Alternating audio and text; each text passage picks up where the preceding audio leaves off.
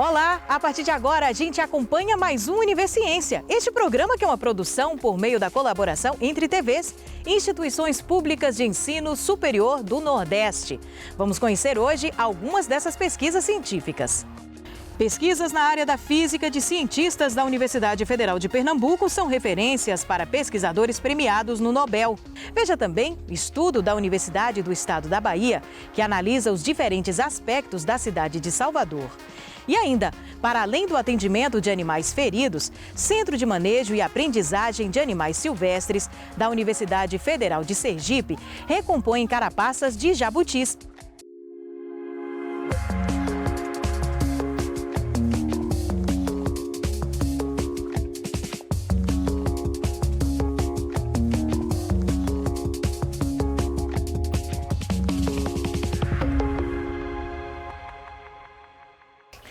A física está muito mais presente no nosso dia a dia do que a gente imagina. Quando a gente vai ao supermercado ou no banco, por exemplo, os leitores utilizam laser.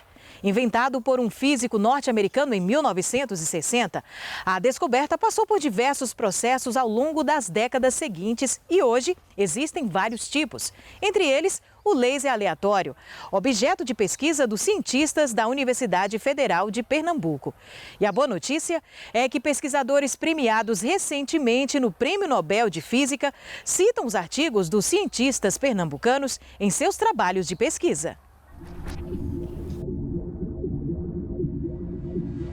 Nós estamos aqui no Departamento de Física da Universidade Federal de Pernambuco. No ano de 2015, os grupos de Física Estatística e de Ótica se uniram para o estudo de um novo tipo de laser, chamado laser aleatório. E no ano de 2021, o Prêmio Nobel de Física foi concedido a 3 pesquisadores, Silkuro Manabe, Klaus Hasselmann e George Parisi, pelo estudo dos sistemas complexos, entre os quais o clima e os vidros de spin.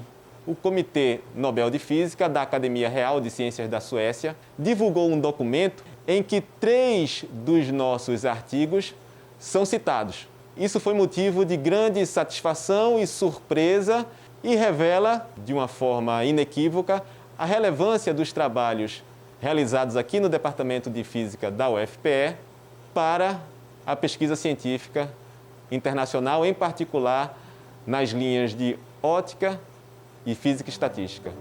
A física é uma disciplina que é a base de muita coisa multidisciplinar, com aplicações no dia a dia. A gente vai no supermercado, a primeira coisa que a gente faz quando vai sair para pagar é que tem um leitor de código de barra que usa uma coisa muito parecida com esse apontador a laser, que a gente está acostumado. O laser ele foi inventado em 1960, ele é uma solução procurando problemas. A gente tem laser de tudo que é jeito. Um dos grandes exemplos da física é esse aparelho que você tem uma câmera, você tem luz, você tem vídeo, você tem som. Para que isso aqui acontecesse, você tem nanotecnologia, você tem magnetismo, você tem relatividade. Então, esse é o melhor exemplo de convergência. Um dos artigos do nosso grupo, que foi citado pelo Comitê do Prêmio Nobel, ele versa sobre a coexistência entre turbulência e vidros de spin. Como é que nós chegamos a essa ideia da coexistência?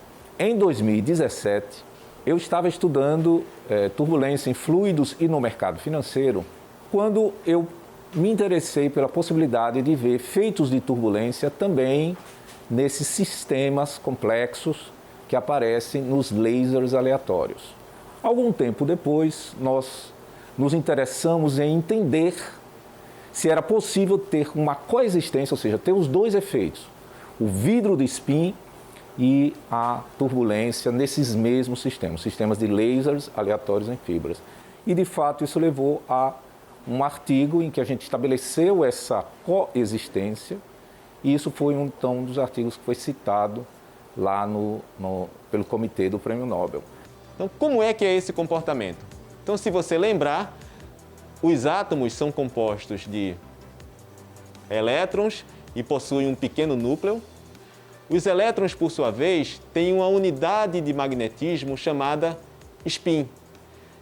Esses spins geralmente são representados por setinhas, que podem apontar numa direção, num sentido ou no outro.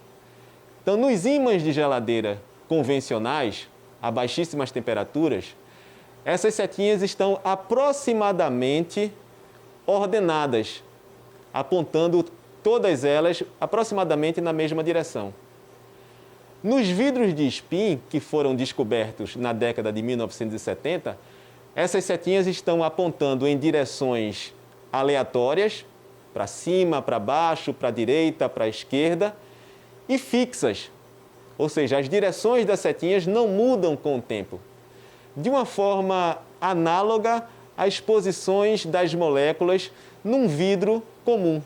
Então, cerca de 30 anos após a explicação de George Parisi para os vidros de spins magnéticos, um grupo de pesquisa da mesma universidade do professor Parisi fez uma analogia que permitiu estender o conceito de vidro de spin para os lasers, para os feixes lasers. O que nós fizemos, a partir do trabalho dos italianos, Claudio Conte e seus colaboradores, foi exatamente a analogia disso aqui com a ótica, com a luz. Como é que a gente pode ver no laser, e aí a gente vai usar um laser que eu vou mostrar, um chamado laser aleatório, como é que a gente pode ver isso no laser, como é que a gente pode ver isso com a luz. Então essa luz verde que vocês estão vendo aqui, ela vai incidir aqui nesse corante, nessa cubeta com corante, e gera o que a gente chama de fluorescência. Então, eu estou capturando aqui com essa fibra óptica, essa fluorescência. A fibra óptica tem poucos metros, ela capta, vem para esse equipamento aqui, que é chamado espectrômetro, e aqui ela se transforma em pulso elétrico, e eu estou olhando aqui o que eu chamo de espectro. O que é um espectro? Esse pontinho que vocês estão vendo aqui é a luz verde. E essa banda bem larga aqui, ela é essa luz amarela. Então, eu vou mexer num botãozinho aqui, que vai fazer com que potencialmente, e vocês vão ver que vai surgir aqui um pico que é devido ao que a gente chama do laser aleatório. Olha lá, ó, tá vendo? Surgiu aquele picozinho, eu vou deixar ele aí. Essa emissão aqui é a emissão que a gente chama do laser aleatório. Então, a partir de juntar dados como esse, que às vezes um dos trabalhos que nós fizemos foram 48 horas ininterruptas de trabalho, 3 estudantes aqui se revezando para que os dados ficassem confiáveis, repetem várias vezes. E isso, então, é trabalhado na teoria, gera essa publicação, e essa publicação, então, ela é lida pelos colegas do mundo todo e passa a ser importante no contexto dos avanços da fronteira da pesquisa em ótica associada a sistemas complexos, turbulência.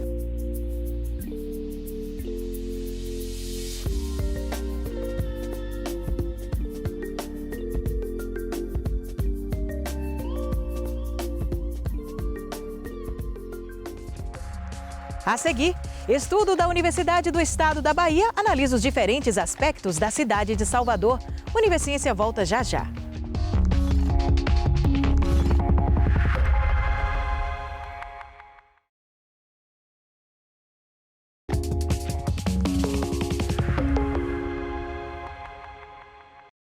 Refletir sobre a qualidade do ambiente urbano, analisando diferentes aspectos da vida da cidade de Salvador, cidade que acolhe de forma tão diferenciada, sobretudo, os seus cidadãos negros e mulheres. Estes são os desafios de uma pesquisa realizada na Universidade do Estado da Bahia. Para além da pesquisa, o trabalho rendeu o projeto Quali Salvador, que a gente conhece agora.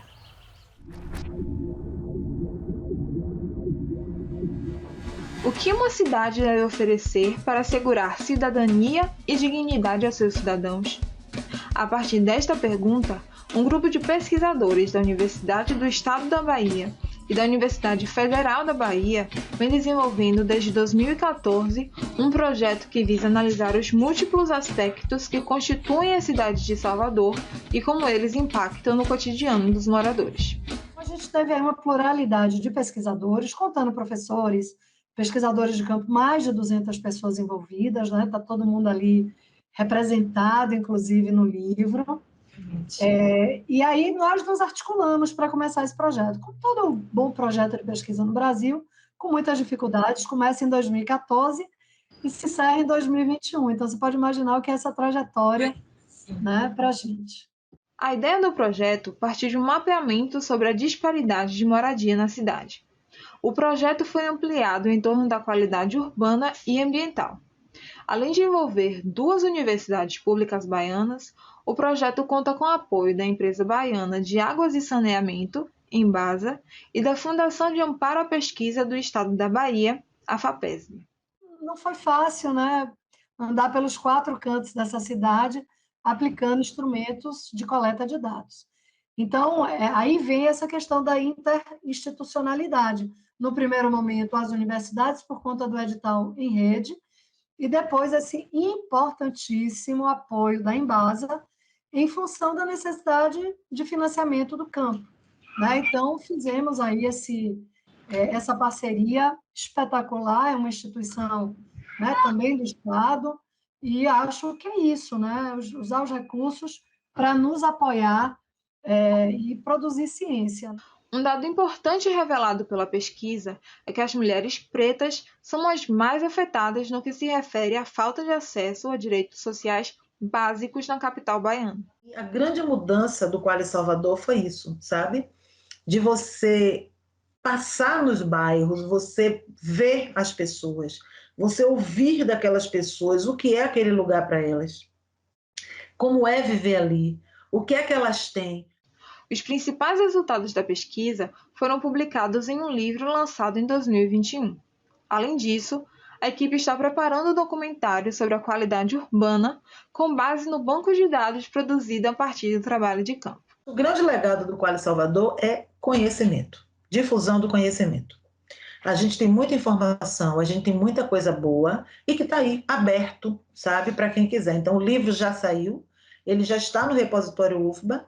A gente está fazendo negociação aí com o pessoal da biblioteca da UNEB para ele ir para o repositório da UNEB. E quem quiser baixar, tem lá no repositório UFBA, pode fazer isso. Então, daqui a pouco vai sair o documentário, vai sair o site e, por fim, o banco de dados que deve sair até junho de 2022. Quando questionada sobre qual é a percepção da cidade a partir do projeto, a coordenadora Tânia Benevides não deixa dúvidas.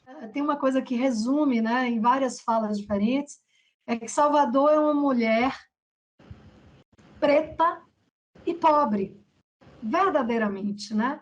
Salvador é a 5ª capital mais violenta desse país.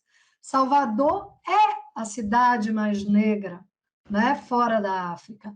Então, todos esses dados que nós já conhecemos, né, de outra ordem, eles são revelados, né, nessa pesquisa também.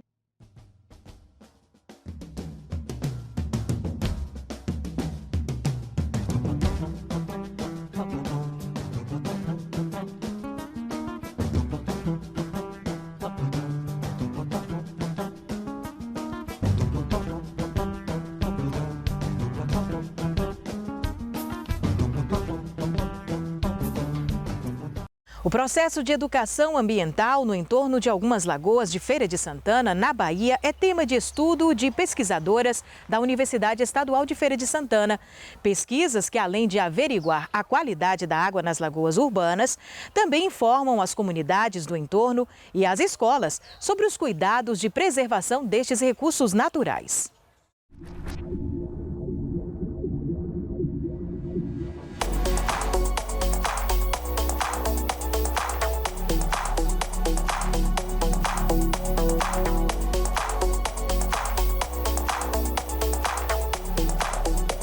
O projeto surge como um projeto de extensão, né, onde inicialmente o enfoque era fazer a parte de educação ambiental com comunidades dessas lagoas e posteriormente a gente inseriu as escolas municipais.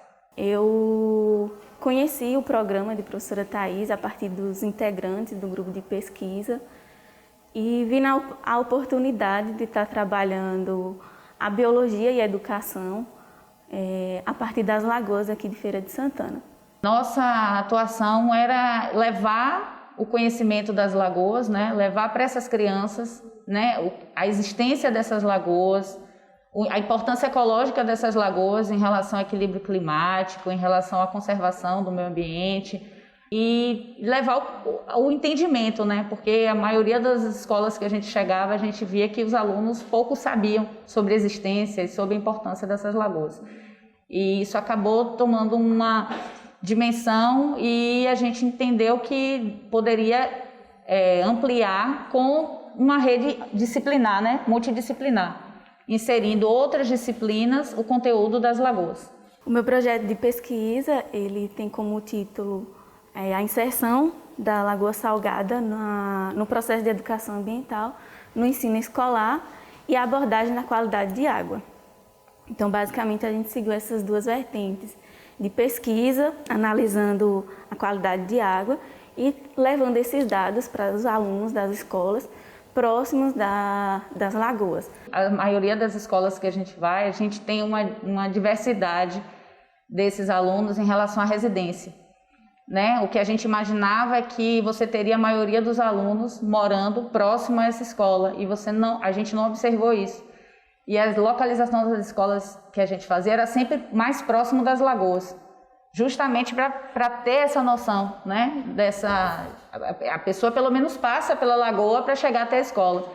Então eles pouco sabiam, né? A gente tem uma atividade mesmo que a gente dá as imagens das lagoas em relação ao anel de contorno e pede que eles localizem. Então isso realmente surpreendeu a gente, porque eles não sabiam, né, essa localização nem mesmo das lagoas que estavam ao lado da sua escola. Existe uma escola próxima da Lagoa Salgada, onde a gente realizou algumas atividades de intervenção, oficinas, justamente por tratar uma questão contextual, né? Uma escola que se localiza próximo de lagoas, né? É importante que a gente trate essa realidade das lagoas, porque é uma realidade que os alunos vivem, né? Muitos alunos moram no bairro e muitas vezes acaba não conhecendo os problemas, ou também, quando conhece, não percebe como aquilo afeta a sua própria qualidade de vida. O interesse deles, a partir do primeiro encontro, já realmente despertava na gente a necessidade de ampliar esse trabalho, né? E a nossa proposta, ela continua sendo de que esse conteúdo entre na grade curricular das escolas municipais de Feira de Santana. A cartilha, ela foi um produto de um trabalho, né, de uma pesquisa na extensão, né, mas foi o produto de um trabalho onde a gente aplicou nas escolas. Então, para a gente agora está em processo de validação dessa cartilha, porque para que eu disponibilize ela para a comunidade ou até mesmo apresente ela para a prefeitura, eu preciso inicialmente validar ela. Fizemos análise da qualidade da água de duas lagoas, né, a Lagoa Salgada e a Lagoa Grande. E os dados evidenciaram que ambas lagoas estão fortemente poluídas. Tivemos alteração em vários parâmetros, que para analisar a qualidade de água a gente faz a mensuração de parâmetros físicos, químicos e microbiológicos. Então, os valores desses parâmetros vão definir como está a qualidade da água. Existe uma resolução, a resolução do Conselho Nacional do Meio Ambiente, que estabelece valores limites de cada parâmetro, que vai definir se os valores estão de acordo com o que é exigido pela legislação.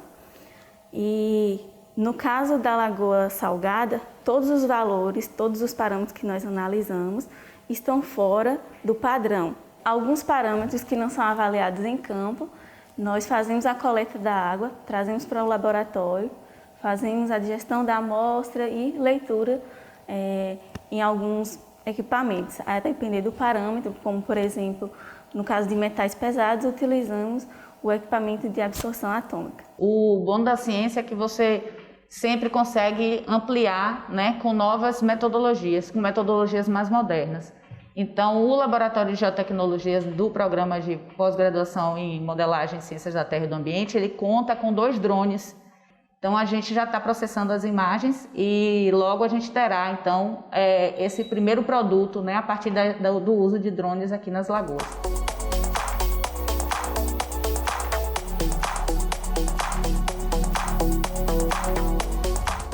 Veja daqui a pouco, para além do atendimento de animais feridos, Centro de Manejo e Aprendizagem de Animais Silvestres da Universidade Federal de Sergipe desenvolve pesquisas para recompor carapaças de jabutis. Depois do intervalo, Univesciência volta já já.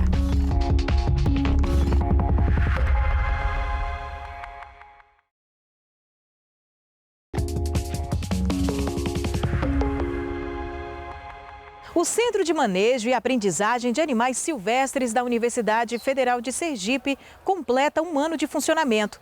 Nesse período, mais de 1.000 pacientes já foram atendidos na estrutura de clínica veterinária localizada no campus do Sertão, no município de Nossa Senhora da Glória. Mas o local serve ainda para desenvolvimento de pesquisas como a restauração de carapaças de jabutis ou ainda o estudo da leishmaniose em animais que vivem próximos a áreas urbanas. A fauna silvestre sergipana é composta por um grupo muito específico de animais, dentre aves, répteis, anfíbios, insetos, peixes e diversos outros grupos que habitam, 2 biomas específicos aqui na nossa região, como a Caatinga e a Mata Atlântica. Nesse contexto, diversos grupos de animais em risco ou vulnerabilidade de extinção, a exemplo do jabuti-piranga, do jabuti-tinga, dos papagaios do mangue ou papagaio verdadeiro e diversos outros grupos de animais, às vezes necessitam de um cuidado médico veterinário mais específico. Todos esses cuidados de saúde são fruto de sequelas e de uma falta de bem-estar desses animais quando mantidos em cativeiros ilegais ou traficados de forma também ilegal. A partir dessa necessidade, principalmente de atendimento, de realização de exames nesses pacientes, foi criado o setor de animais silvestres, que é conhecido como CAMASE. O CAMASE significa Centro de Aprendizagem e Manejo de Animais Silvestres. Ele começou as suas atividades em fevereiro do ano passado e desde lá mais de 1.000 animais passaram aqui pelo setor. Atualmente o CAMASE tem 20 espécies, aves como papagaio, periquito, agapornis. Temos répteis, como jabutis, em atendimento. E também temos o mamíferos, que é o coelho e o porquinho da Índia. O CAMASE ele fica situado no município de Nossa Senhora da Glória, que é o primeiro município localizado no sertão sergipano. Ele fica dentro da Universidade Federal de Sergipe, prestando atendimento clínico veterinário, principalmente para animais encaminhados pelos órgãos ambientais, como a ADEMA, Polícia e IBAMA, mas também presta um serviço para a comunidade, principalmente pessoas em vulnerabilidade social. Entre esses serviços, nós podemos destacar o carro-chefe, que é o atendimento clínico, no qual esses animais eles são avaliados detalhadamente, no qual nós buscamos sempre um diagnóstico ou alguma patologia que está envolvida. As pessoas que possuem esses animais que estão com algum quadro patológico podem buscar o serviço também aqui da universidade, buscando principalmente a clínica veterinária, que vai encaminhar aqui para o setor de silvestres, que é o CAMASE. Desde o retorno das nossas atividades aqui no CAMASE, nesse ano 2022, nós já tivemos cerca de 60 casos. Dentre esses 60 casos, tivemos um grupo em específico, foi o grupo composto por 8 jabutis, que eles foram encaminhados pelos médicos da ADEMA para tratamento de restauração de carapaça. O CAMASE é referência nesse tipo de tratamento, onde a gente utiliza materiais específicos e sintéticos que se assemelham muito à estrutura da carapaça do animal. Com isso, o animal consegue ficar com esse material o restante da sua vida e ter uma expectativa de vida muito maior. Um outro caso interessante foi um atendimento à comunidade dessa coelhinha aqui.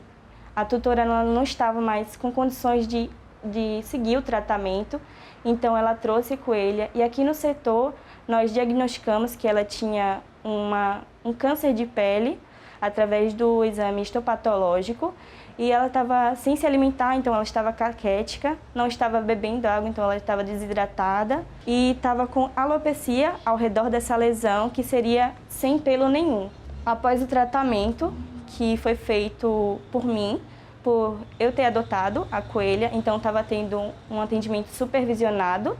A gente está vendo a evolução desse caso, ela está voltando a ter os pelos, a inflamação está diminuindo, então nós particularmente achamos que está com um prognóstico muito bom. O CAMASE ele trabalha com 3 pilares específicos, com a pesquisa, com o ensino e com a extensão. Então, a partir das atividades que são desenvolvidas com a parte de clínica de animais silvestres, cirurgia, reabilitação, exames clínicos, nós conseguimos produzir frutos muito interessantes, desde o ensino para esses alunos, quanto a publicação de trabalhos que são disseminados por todo o país, além dessa contribuição para a comunidade por meio da educação ambiental. Além desses serviços que são prestados aos animais, o CAMASE também realiza pesquisas científicas.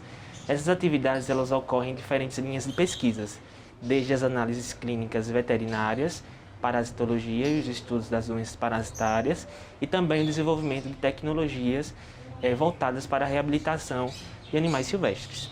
Dentre as pesquisas desenvolvidas, temos as de restauração de carapaças em jabutis, onde testamos protocolos de restauração e disponibilizamos para a comunidade científica através de artigos científicos, capítulos de livros e também resumos. Temos também outra pesquisa que envolveu a utilização de raposas, onde comprovamos a ocorrência da leishmaniose em animais que vivem próximos das áreas urbanas. E a minha pesquisa de mestrado, que estamos investigando a participação de animais silvestres na transmissão da doença de Chagas, que é uma doença zoonótica e potencialmente fatal, que afeta tanto animais como também seres humanos. E não podemos esquecer de mencionar o trabalho que é feito ainda no setor de silvestres, em parceria com algumas delegacias, no qual animais que vieram a óbito por maus tratos, principalmente animais silvestres, são encaminhados para o setor para a realização de necrópsia e exames anatomopatológicos para descobrir qual foi a causa da morte desses animais. É de extrema importância o CAMASE estar aqui no Campos do Sertão, visto que didaticamente todos os cursos podem contribuir com o CAMASE, né? A agroindústria, a agronomia, a zootecnia, a veterinária, o departamento de educação também pode contribuir com o CAMASE. Didaticamente, os alunos eles podem utilizar esse laboratório para conhecimento, né? Assim como a comunidade externa, que podem vir para cá conhecer como é que funciona o nosso campus, como é que funciona o CAMASE. Então, a vinda do CAMASE para cá trouxe para o Campos do Sertão maior visibilidade, tanto para aqueles alunos que ainda querem entrar nos nossos cursos, né, como aqueles que já estão aqui e que podem utilizar desse grande laboratório para as suas atividades nos seus cursos. Estou há cerca de um ano no CAMASE e está sendo uma grande contribuição na minha formação, onde através da aprendizagem, da produção de artigos e também de capítulos de livros, além de processos como desde o recebimento dos animais até processos como atendimento, análises clínicas, procedimentos cirúrgicos e até mesmo reabilitação e a consequente tortura desses animais estão auxiliando bastante e agregando tanto a parte teórica como prática. Outro ponto crucial e pessoal na minha visão, né, é que já que sou uma pessoa PCD, é a sensação, pessoa com deficiência, é a sensação de acolhimento e inclusão que eu sinto aqui de todas as pessoas em volta que fazem parte do CAMASE. Isso me motiva cada vez mais a seguir o meu sonho, que é a formação na medicina veterinária. E por hoje é só, mas no nosso próximo Universiência tem mais pesquisas científicas produzidas pelas instituições públicas de ensino superior do Nordeste para a gente conhecer. E se você tem uma dúvida ou sugestão, envia para o nosso e-mail universiencia@uesb.edu.br que a gente explica por aqui num outro programa. Tchau, tchau e até lá!